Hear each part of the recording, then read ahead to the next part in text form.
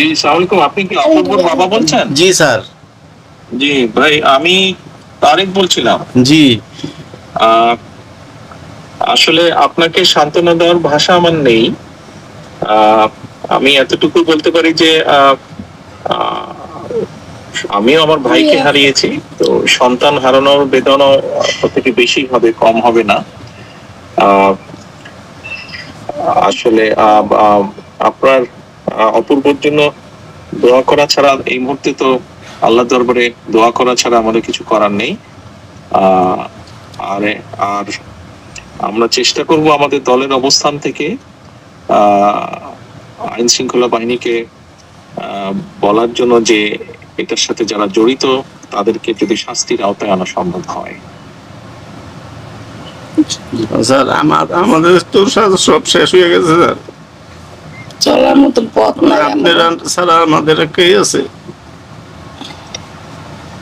আমার হাত মানে অচল হয়ে গেছে, আমি আবার অচল হই। আমি তো স্যার প্যারালাইসিস রুগী, আপনাদের পাড়ি ঘুরে আমারে পুলিশে মাইরা আবার পঙ্গু বানায় থুয়ে দিছে।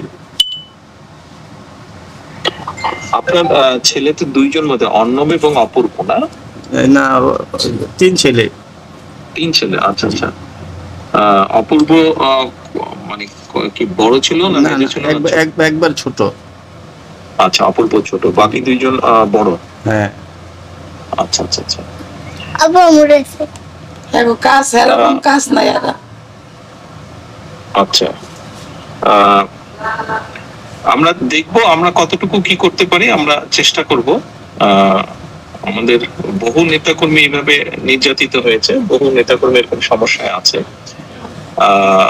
বহু দলের নেতাকর্মীর পাশেও বহু মানুষ আছে, বাংলাদেশের মানুষ, যারা গত 15 বছরে হোক আর এখনো বিভিন্ন ভাবে বিভিন্ন কারণে সাধারণ মানুষের বিভিন্ন ভাবে ক্ষতিগ্রস্তের সম্মুখীন হচ্ছে, ক্ষতিগ্রস্ত হচ্ছে। আমাদের অবস্থান থেকে আমরা চেষ্টা করব, এতটুকুই এই মুহূর্তে হয়তো আপনাকে আমি বলতে পারছি। আর আমাদের যদি আপনার যেহেতু শরীর খারাপ, আমাদের পক্ষ থেকে যদি কিছু করা সম্ভব হয় আমাদেরকে জানাবেন। আপনার কাছে শ্যামল মালুম গিয়েছে, আপনি ওর কাছেও বলতে পারেন। কোনো চিকিৎসার ব্যবস্থা যদি আমরা করতে পারি নিশ্চয়ই আমরা করবো ইনশাল্লাহ।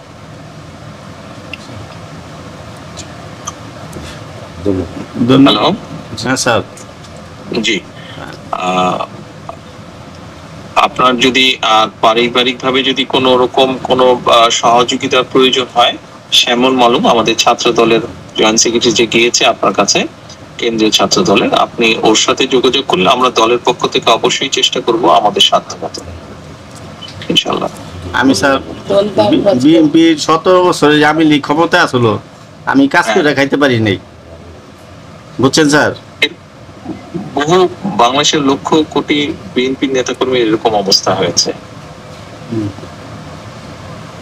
আমার সংসার কিভাবে চলছে একমাত্র আল্লাহ পাকই জানে।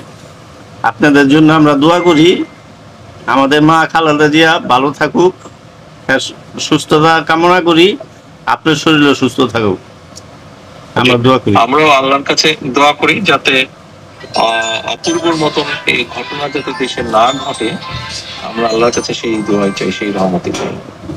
আমি ব্যক্তিগতভাবে দোয়া করি আপনারা ভালো থাকেন, সুস্থ থাকেন। আমাদের যদি কিছু করার থাকে আপনাদের প্রতি দয়া করে জানাবেন আমাদের। আচ্ছা স্যার।